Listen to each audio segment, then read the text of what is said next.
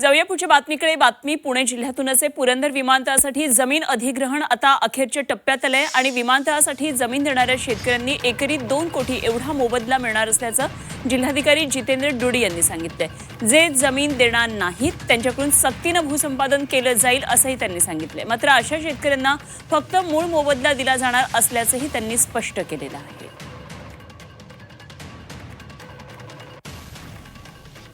प्रत्येक शेतकरीला जवळपास 2 कोटी रुपये जवळपास सर्व शेतकऱ्याच्या खात्यामध्ये जातील.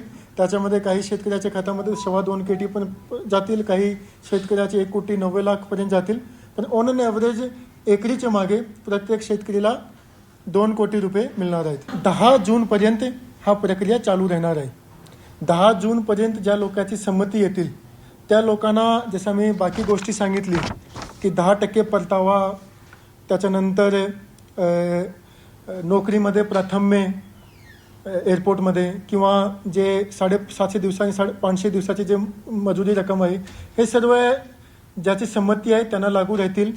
आणि 10 जून संपल्यानंतर ज्याची संमती येणार नाही त्याचा मात्र आपण सक्तीने भूसंपादन करू. आणि ज्याच्या सक्तीने भूसंपादन होतील त्याला मात्र मूळ रक्कम मिळणार आहे, त्याला परतावा आणि जे बाकी गोष्टी आहेत ते लागू राहणार नाही आहे.